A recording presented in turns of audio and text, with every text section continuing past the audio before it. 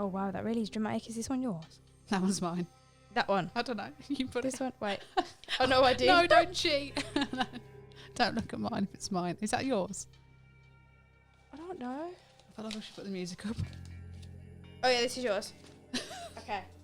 Oh no. Oh, that means you have to read yours. You have to read yours. Oh yeah, my yeah, gosh. You got to act it out. So Really then- not to get in the hang of this game. Okay. Okay, so I'm reading them out. So I feel like I have to do them in a tense voice. Yeah, I've got to suss you out. So number 1. Unless they're sad, I can always like put this on. Not really. I'll turn that one off then. Get rid of you.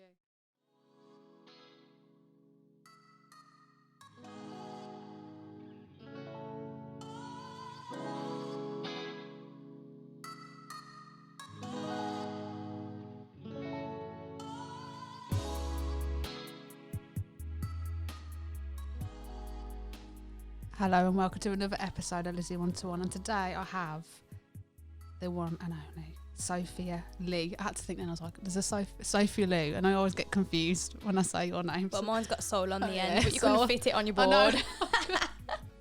It's so true. I was there like for a good like half an hour. It's difficult, Trying to it's, fit it all it's on. lengthy. It is. So what was the thought behind your name?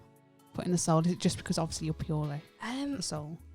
You know what? It made sense at the time because at first it started off, actually, when I was a teenager, my username went from SL to Sophia, just Sophia, which was dull. So then I added Sophia Lee to it because Lee's like my middle name. Yeah. And then I was under management and they were like, yeah, it's still kind of boring. We need to add something to it. I'm like, okay, how about soul then? Because that makes sense. It suits, it matches. Do you like having people, like having management influence, or is it mainly yourself, or is it something where I'm not I'm not managed anymore. Yeah. At the time, I think I took a lot of positives from it. Like I learned a lot from it. Probably wasn't the best decision, but I learned from it, so no regrets. Who were you previously with, if you don't mind me? Oh, hello. Should we just plug that in and get a cable? Hello. Shall we just talk to people? Hello. How are you? No one calls me any other time. They don't even care. That is weird, isn't it? It's always in the people always weird, call like, me when I can't answer. Like I literally don't get calls any other time. It's your Valentine's. That's what it No, I do not have a Valentine's, so that is definitely not what it is. I was going to say something bad. I was going to say booty calls. Anyway, let's not. I'm joking. Maybe. I'm joking. Back to that management. So who was your previous management? Previous management. Oh my gosh. So I do that all the time. My previous management was a while ago. They've changed their name like multiple. They're not even a management company anymore, so it's not really like that important. But it was like my friend's company that she set up at the time. It helped in a lot of ways because I had someone to critique my work, which I love. A lot of people hate this, but I love when people critique my work. Well, obviously in a positive aspect, like things that I can not just saying, oh, it's rubbish, but like as an actual I feel like critique. it takes time for someone to get used to that, but that's good that you instantly don't mind someone. Well, I like it. It's not even that I don't mind it, I actually like it. You I just prefer enjoy it.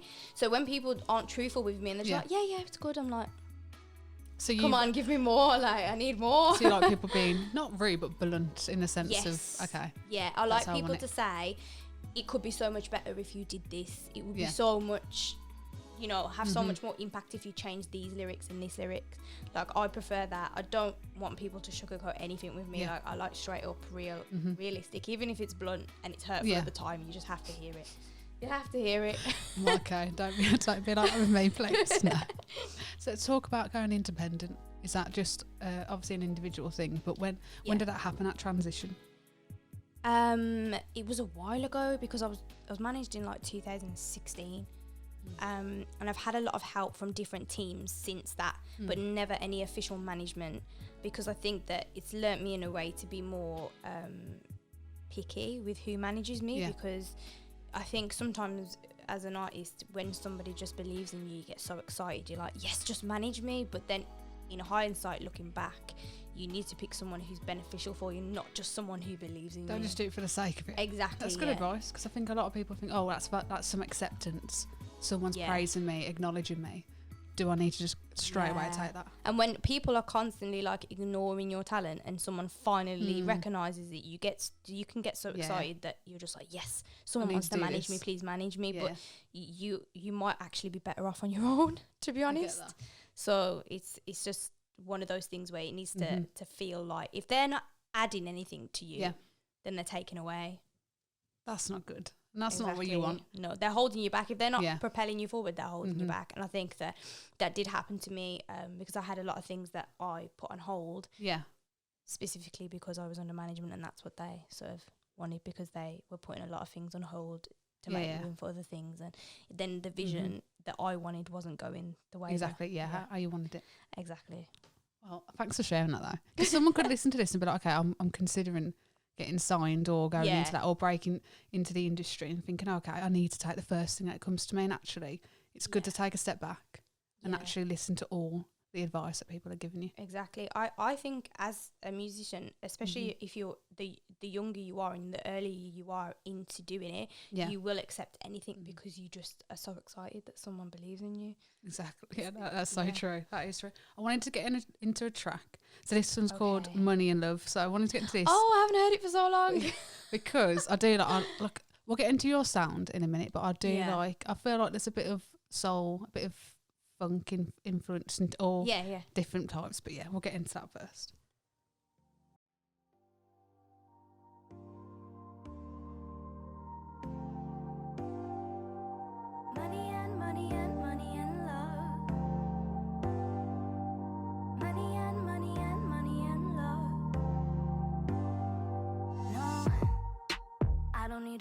Man, I need a come and help me stack this cash, man.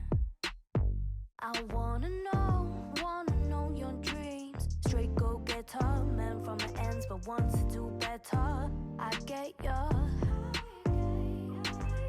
Make the money quite frantic. Need you to be more pedantic. Can say hey if it's so say hey if it's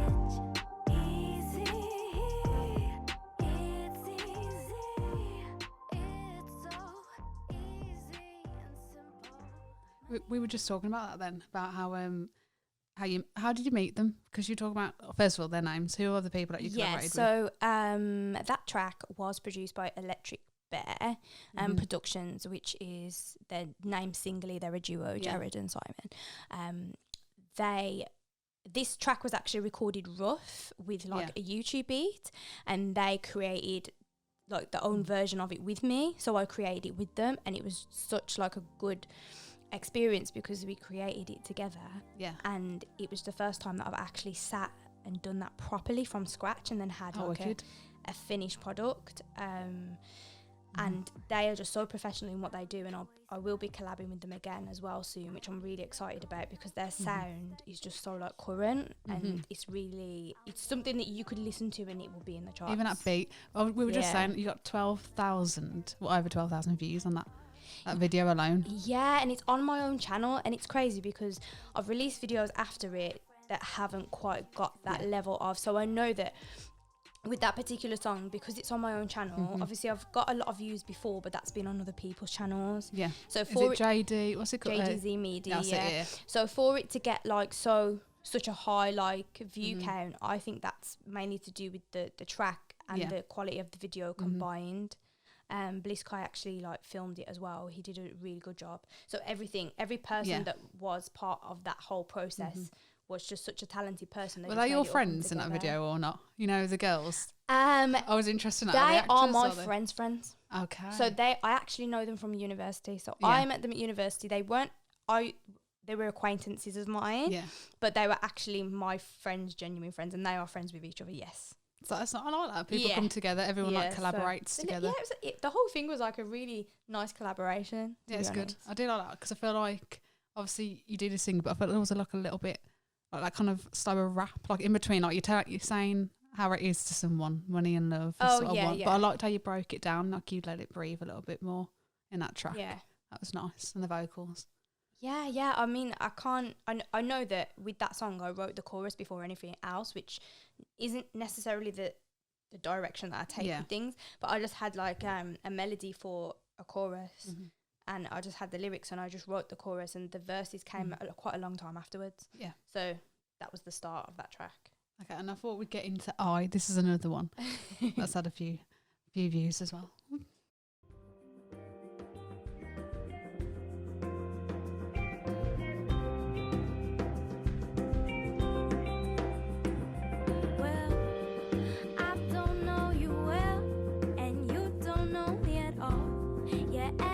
Try to when nobody sees you.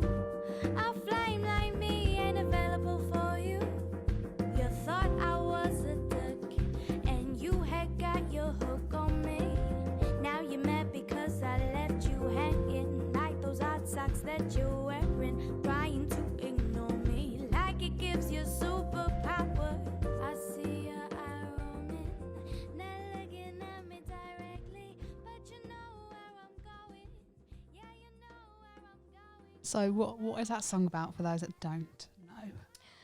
Oh, this is such like an interesting song, and sometimes when I explain the meaning of this track, I explained it to the last time I explained it and someone really understood it was with Vital. I did it on the BBC introducing on his show, and he got automatically, I think because he's an artist, he got what I was trying to get at with that song.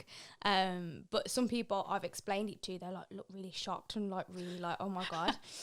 What? Because they're like, oh, because people ask me, they're like, oh, it sounds like a really like cocky, like loving yourself song, and I'm like, well, no, actually, I wrote it based ignorant. well, no, actually, I wrote it based on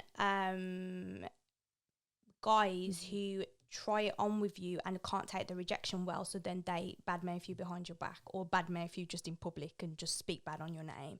And that happens a lot in the music industry, especially if you're a female artist and there's another artist or producer or whoever who chats you up and you're not interested, they will like, they'll badmouth you to other people. They'll try and shoot you down. Is that what it is? Exactly. So have you had that yourself? Have you had that happen to yourself? I've had it experience. I've had it a lot of experiences like that.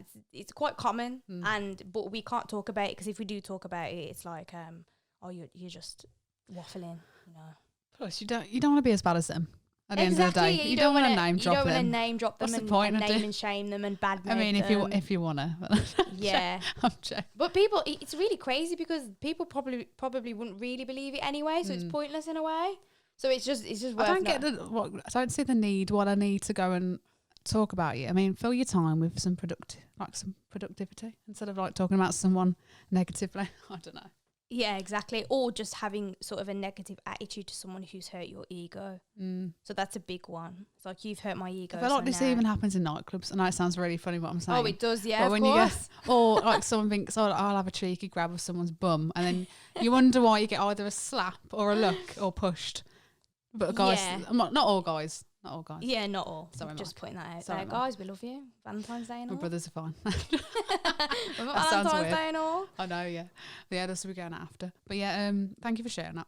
And for those that don't understand, I don't understand how I wouldn't understand. But like I think it's because it's awkward, and some people feel like it's very political, so they feel awkward and uncomfortable when you talk about it. And I am very free and open, so I will just talk about anything. Where does that come from? Is that just like growing up? Were you always just outspoken? I have it from my mum. So actually, compared to my mum's side of the family, I'm actually quite shy-ish. Believe it or not, because they're so loud. That's interesting, yeah. I know. They're so loud and outspoken. They actually think, they always say, you know, Sophie always talks quiet. She always like keeps herself to herself. You're like, you don't know. Yeah. Wait. Exactly. But in their eyes, because they're such open, sociable, chatty people, they're people. If that's a thing, they're people.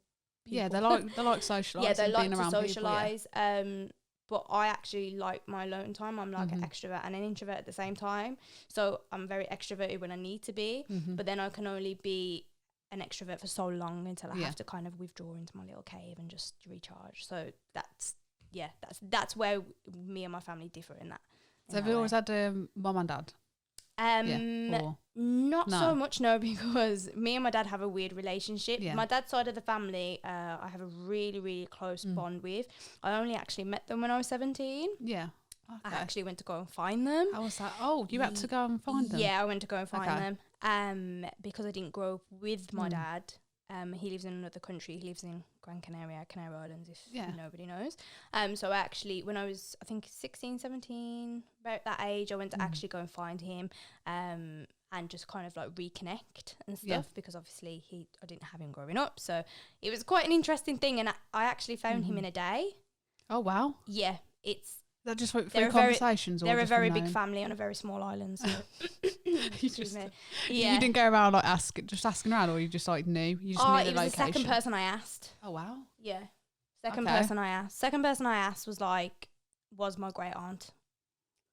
Yeah. That's mad. Yeah, I know. I could write a book on it. When I actually don't tell this story very often. A lot of people don't know this about me because I don't tell this story very often because people are just like, oh, and they just get really like... but I like the fact you're sharing it because I know it's a rare, let's be honest, I was about to go, many people go for it. Well, no, let's be honest. Like people find long lost loved ones, but like for you to have to go to another country off your own bat and find that person... I mean, how does that make you feel? Is it you're on good terms now, or has it always been all right? Me and my dad aren't on good terms, but the rest of the family, we are so close, and I love them so much. Like I really wish I could have grown up with them because they're just amazing people. But me and my dad just don't have that bond. Yeah. And I think sometimes that just happens. Yeah. Like you can't force someone to have a bond with you. So you shouldn't just have them there just because that's your role they're supposed to play. Exactly. No. And my dad's well,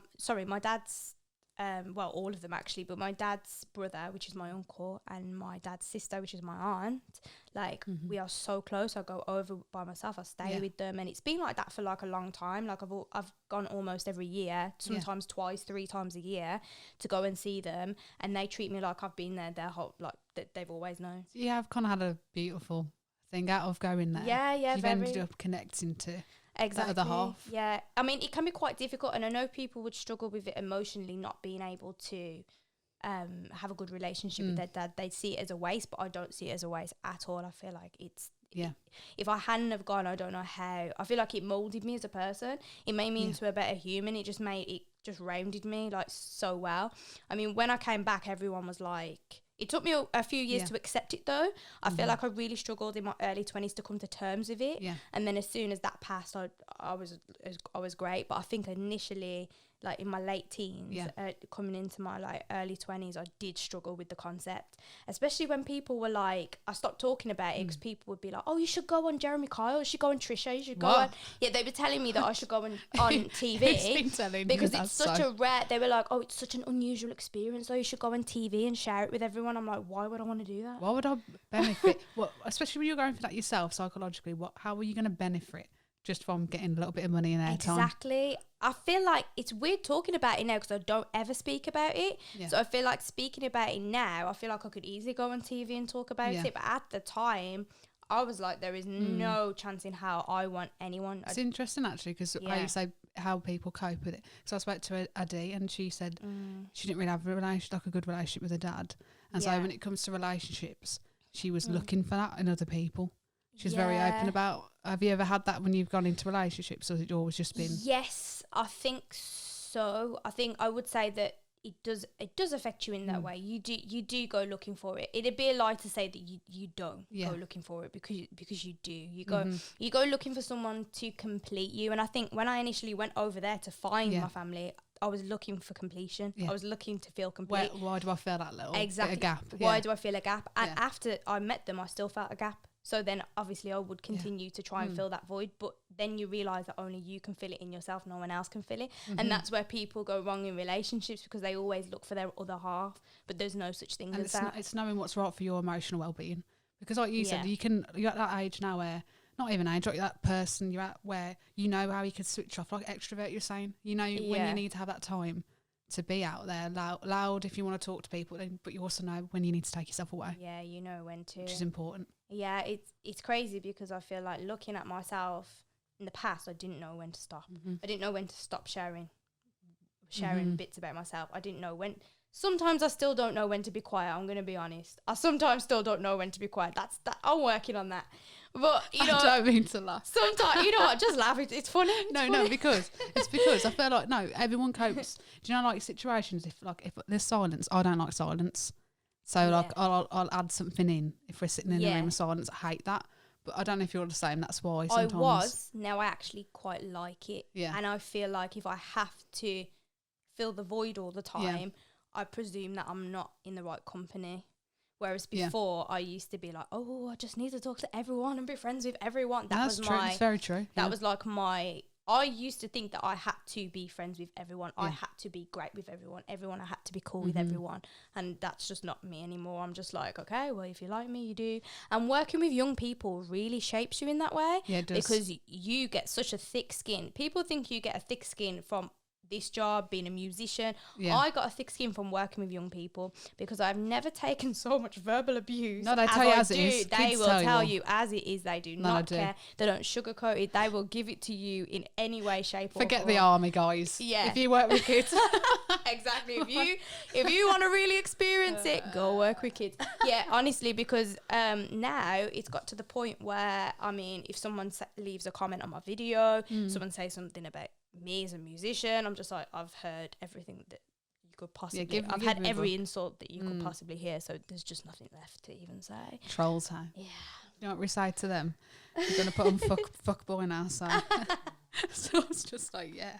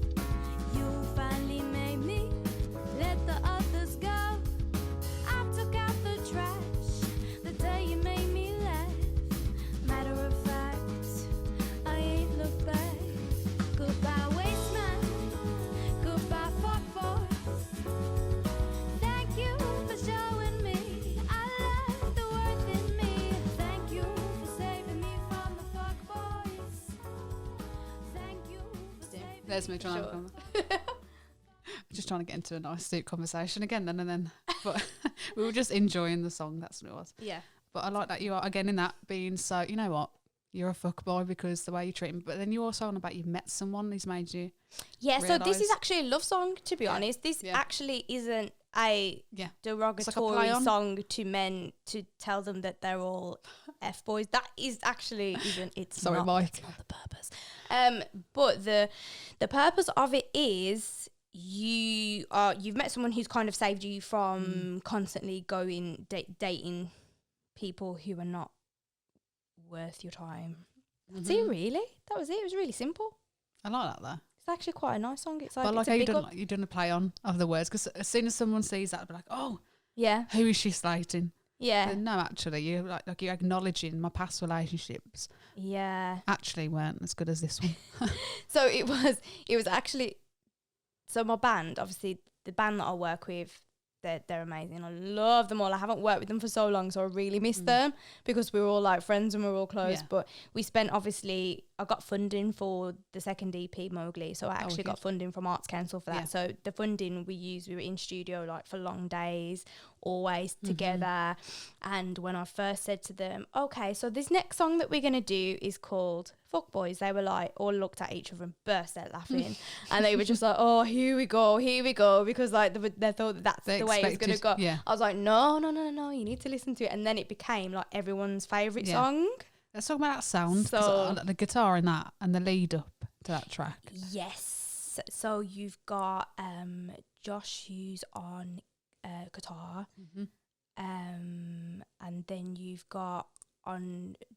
Why am I like going blank about who's playing what instrument? I've got Mike on drums. I've got a couple of faces in my mind. I've got Dad on keys. It's weird. It's because I'm like on radio and I'm getting filmed. I'm like, what does everyone play? So basically Dan, who put the keys down, he actually learnt that in half a day.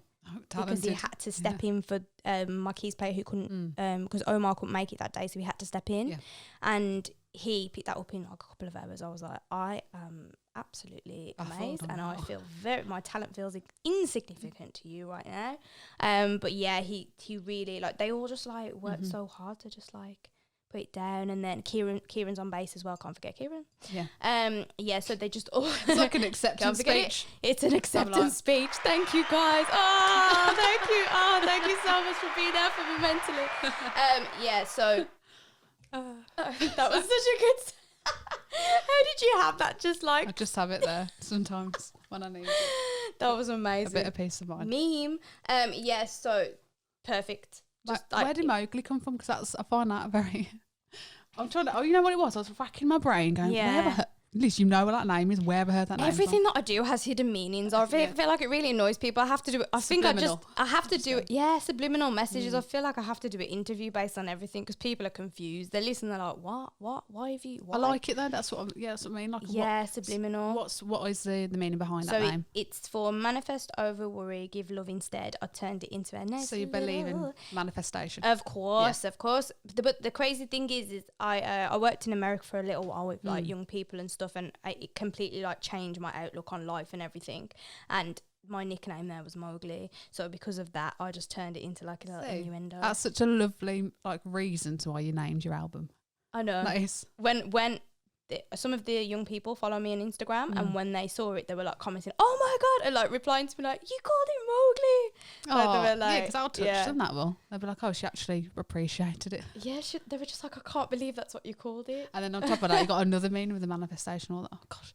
Exactly. Yeah, I know. It's a lot. It's not for the faint-hearted. Sorry, guys. So we're talking about actually because that was the tracks you've released kind of 2019. So are you working on any up and coming music? Yes, I was supposed to actually have a track out in December, but because of like humps and bumps, that didn't happen, which I guess is good because I get to release a lot of tracks in 2020.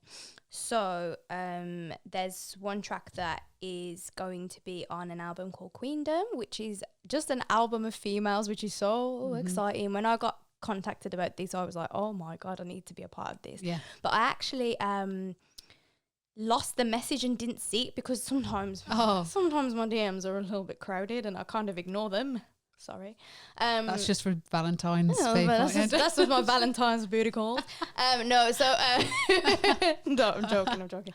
So I just missed it, and then I saw Jay who put it all together. I saw him out at a music event. This is why it's good to go to music events, and I need to make sure I go to them more consistently now because like networking, isn't it, as well? Well, because when you miss messages and you look like the bougie one, and then they're like, "You missed my message," and I'm like, "I missed your message." Did I? And then you start questioning yourself and you're like, wow. And some are in general, some are in prime, like the prime. Exactly, which just confused my life even more. Yeah. So then I obviously was like, I want to be part of this, don't forget me. And I caught it just in time because I almost missed it because of my DM. Meant to be. Yeah, exactly. You got it just. You were teasing that though. I saw it and I was like, I'll try and get a teaser, but okay. Well, everything's like through like Jay. So and you got to wait. Yeah. And also you want to time it right when you put it out. Exactly. But I think it's just going to be an amazing project. You've got people like on there that are really talented females. Yeah. Every single person apart from Jay on that album that's involved in that album is a woman, which is like just so rare. So it's just like a really good. It's International Women's Day coming up soon in March as well. So that's why it's getting released in March. That's perfect. I like that. That's wicked. Released in March. So you've got that to look forward to. Got any up and coming gigs? Not at the moment. Once you've released the tracks. I think maybe that's when it will start to sort of flow again because I wouldn't say I've taken a break from music, but I feel like I've been very quiet. I think it's sometimes good to retreat and actually think about, okay, what do I want to base the next project on? Exactly. But I'm sitting on so many tracks though. I'm actually sitting on no one understands how many tracks I'm sitting on. I don't think I've ever sat on this many tracks before because usually I'm like release. I'm very release happy, sometimes a little bit too much. But I just like to be consistent. Yeah. But there's just so many that I'm sitting on. There's the one that was supposed to be out in December, should be out in April as well. Haven't really picked a date for that yet. Just trying to get it all focused. That's a collaboration with a Canadian producer as well. Oh wow. Yeah. So Just cash, Canadian producer. International collabs, they're the one. That's Definitely fine. branching out. I'm just talking about, you've got, what, 10,000 followers on Instagram? It's actually dropped. It was 12,000 and 2,000 but- people must have thought I was boring. So basically, I actually lost most of them. You know when I lost most of my followers? When I deactivated. What? You deactivated your account? I deactivated my account over Christmas because I was just like, I am done with Instagram. I'm deactivating for a little bit. I'm taking a break, a cleanse. And then when I came back, I was like back. I posted my first thing and then I think I lost like a day. I'm like, wow, you lot were really mad at me for like deactivating. I'm like, oh. Well, you weren't true fans. Get off. You were not That's true what I'll be fans. like. Go away. Yeah, but 10,000 is still a lot. Like, to me, that's like, borderline. Like, you're influencer, really. Let's be real. Do you think? Yeah, but 10,000. a lot of people, I saw actually a lot of people who want influencers to do things and they usually don't want anyone like under 20. Really? Oh, yeah, okay, usually interesting. I'm learning. Yeah, I didn't know that either. But I think as well, it's a lot to do with interaction because I always look at my interaction and think it's quite poor for how many followers I've got. I'm like, what are you all doing? Are you all asleep? Like, what's happening? But I think since the algorithms changed, that's got a lot to do with it, obviously. But sometimes, because you can have like, there's people. You talking about all algorithms? I know algorithms. Getting on The Instagram algorithms will get you. Yeah, I was just like, well, there should be a bit more interaction on there. I mean, it's okay, but you're always gonna get. The annoying thing is, you're always gonna get like more interaction from a nice picture of yourself than you posting up. No, it's true. A cover, even though a lot of my covers, I think one of my covers really shocked me because I think it got something like 3,000 views, and I was like, whoa, 3,000 or 4,000 views. What was the cover again? The cover that you posted? It was ages ago. It was like, I think it was like a few years ago, to be honest. It was send me your location. That's the song, what's the name? Khalid, but I changed the lyrics a bit in it because I didn't actually really know the words, so I just changed them up and then I messed up. And I actually messed up in the video and I still posted it. Still carried on. I like that, authentic. I'm like, I messed up in the video and I've put that in the caption and you got like. But I feel like people forget that singers are human. Like, you're not robots, so when you get on, even like the greatest singers, like look at Demi when she was at the Grammys coming from rehab and then she had to restart a song because she got so emotional in it. Like, it happens. Who? Demi Lovato. Oh, yeah. Demi. Oh. That was deep. Yeah. She come back from I didn't see that. Maybe I should watch that on YouTube. I do. Check it out. I feel like she just rips the soul out. But yeah. And you've also performed at the Sunflower Lounge. My headline show. Yeah. How was that? That feeling? Because obviously you've had people like Dua Lipa perform there. Really? Yeah. I didn't know that. Whoops. It was great. It was a lot of work though. I think if I did it again, I'd allocate jobs for people to do. Yeah. Because it was a lot. I did all of it on my own pretty much. Yeah, it's a lot of pressure to put on yourself. It is a lot, especially if you're performing. Oh my gosh, I feel like it really interfered with my performance a bit because I was trying to make sure everything was running smoothly, and I just needed like a stage manager and all of that. I want to focus on my music. Exactly, like I've learnt my lesson from that. You can't do everything yourself. You're not a one-man band all the time. Like, it's just not really. That's good again. Like that comes with experience and age, I guess. Looking at him like, baby. So I thought we'd get in to a nice, fun game. Yeah, so in this game, so I've asked you to do 2 truths, 1 lie. You have done that. Yes, yeah. I had to really think about that. Whoops, I had to really think about that. Then I was like, did I? No, I'm the same when I was doing it. So, would you like to go first, or would you like me to go first? It's up to you. I'll go first. Go on then. Oh yes, another person that said. Okay, right. Why not? All right, are you ready? Are you ready? Yeah. So, got some nice little dramatic music for you. Oh wow, that really is dramatic. Is this one yours? That one's mine. That one? I don't know. You put this one. Wait. Oh no, I did. No, don't cheat. No. Don't look at mine if it's mine. Is that yours? I don't know. I feel like I should put the music up. Oh yeah, this is yours. Okay. Oh no. Oh, that means you have to read yours. You have to read yours. Oh my gosh. Yeah. You got to act it out. So really not good in the hang of this game. Okay. Okay, so I'm reading them out. So I feel like I have to do them in a tense voice. Yeah, I've got to suss you out. So number 1. Unless they're sad, I can always like put this on. Not really. I'll turn that one off then. Get rid of you. Okay, go on. Okay, So, number 1. My first ever performance in public was in front of 200 plus people. 200 people. Number 2. I have watched every Harry Potter film and read every book twice. Does she look like a Slytherin or I don't know. Number 3. I once jumped off a 30-foot cliff into the sea and got stuck. Wait, okay. We need to interrogate here. When you say you got stuck? Mm-hmm. Yeah. Where exactly did you get stuck? In the sea. In the sea. So you couldn't get out of the sea. How did you eventually get out? People pull me out. Okay. 8 people, maybe, something like that. Interesting.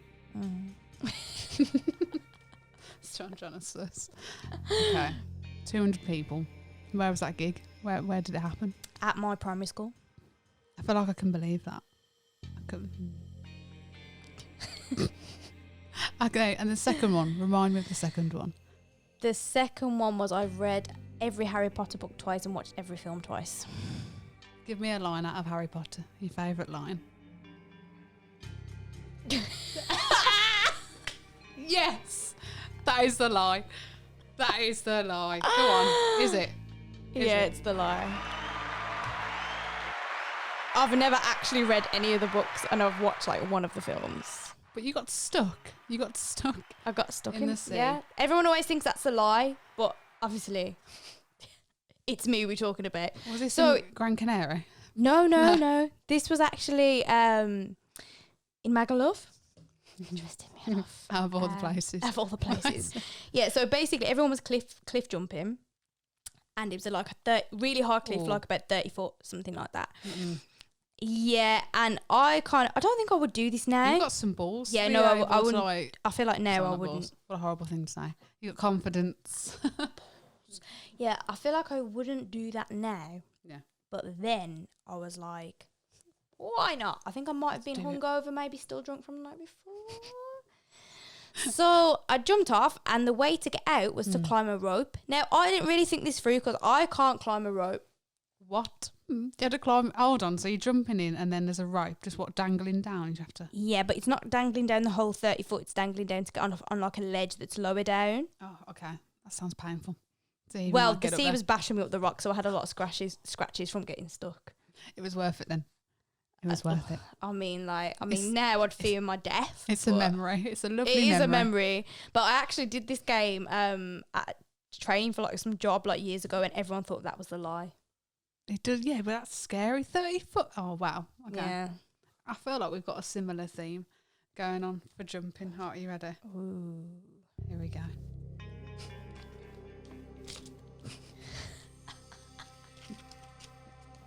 Okay, these are long-winded. Why have I done this? Right. Number 1. When I was a kid, I used to jump off the garage into all the grass cuttings that my dad used to leave. Assassin's Creed style. No, not Assassin's Creed style. I just used to jump off it. Okay, number 2. I can see you doing that.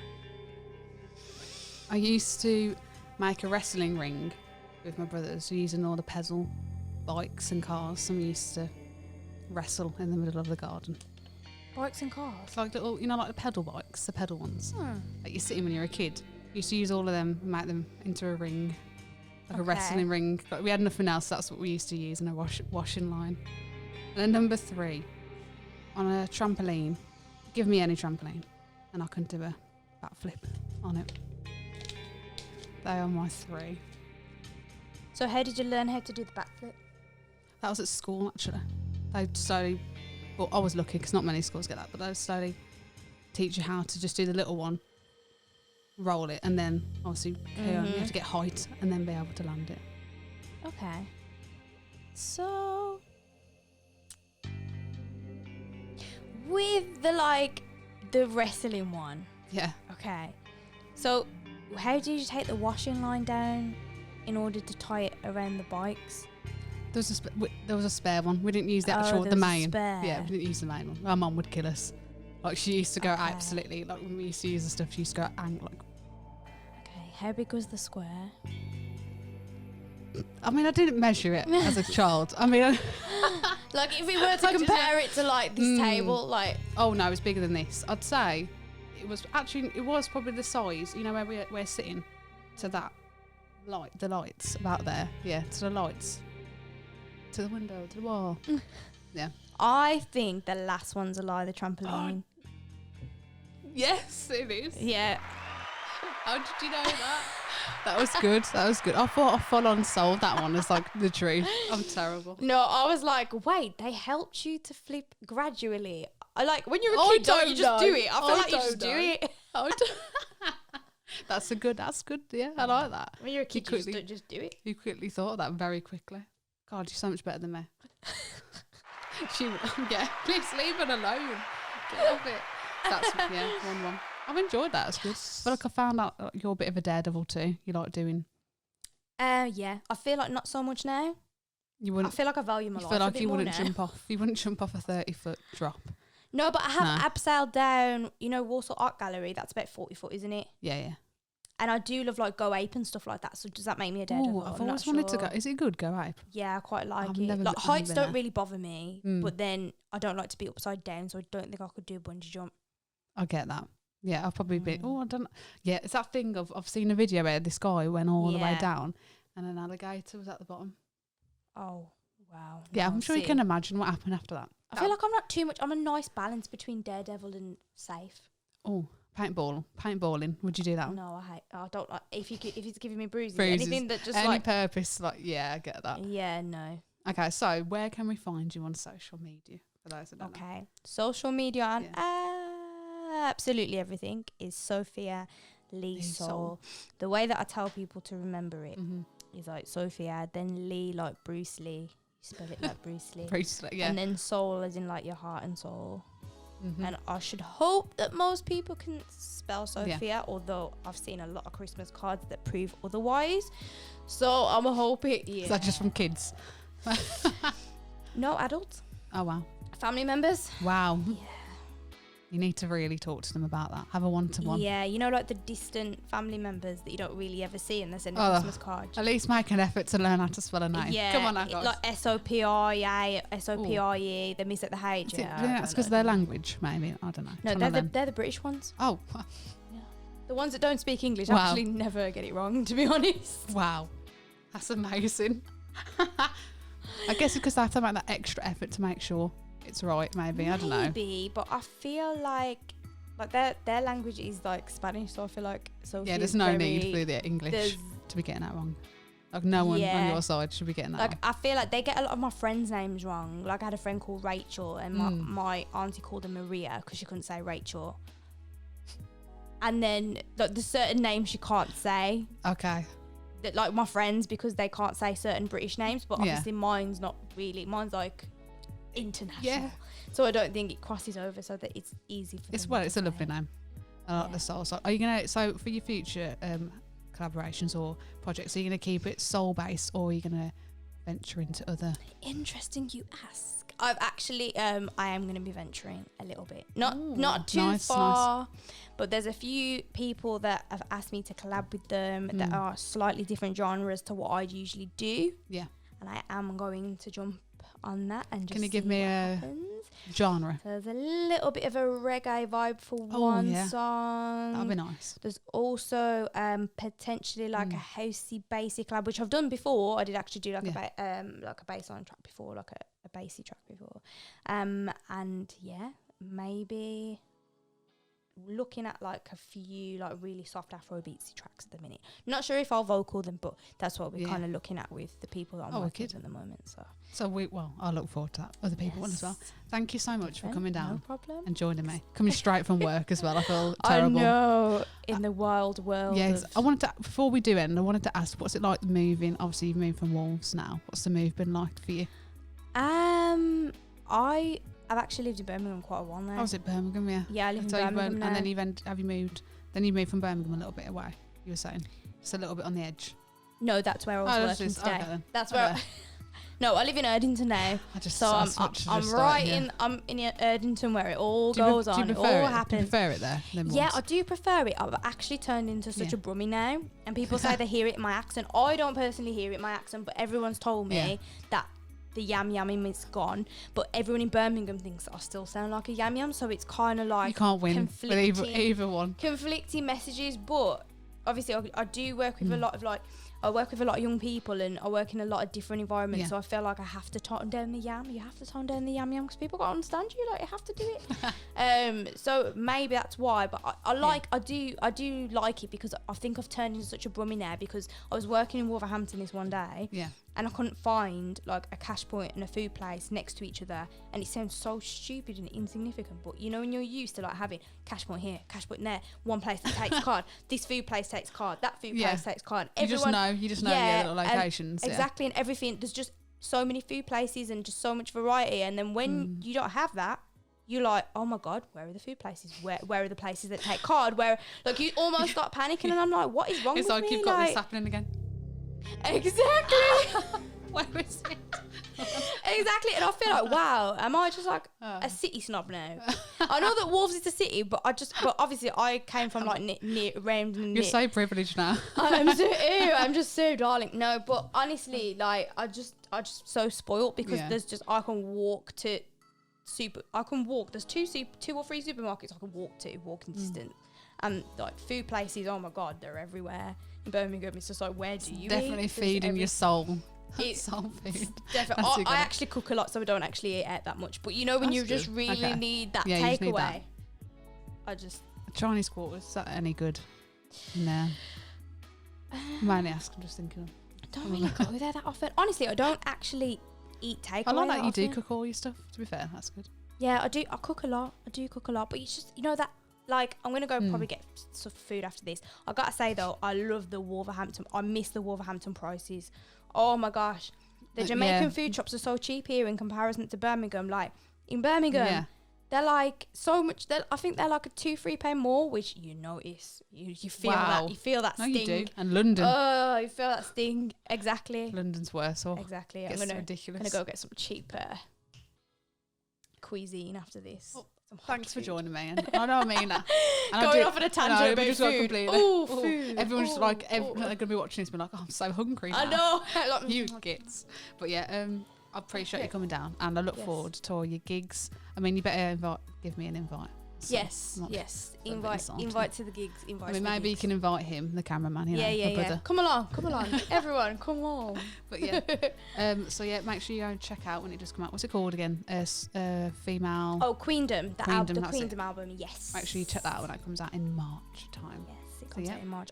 The actual date has slipped out my mind. I think it's because I've come from work to here. I think it's International Women's Day, so it should be. I'm guessing that would be the day it would come out. Yes, I believe it's the 8th. This is so bad. I'm sorry, anyone who's watching this, but I'm sure no, that's fine. So, yeah, come from work, brain frazzled. So yeah, thank you, and make sure you check out the links below.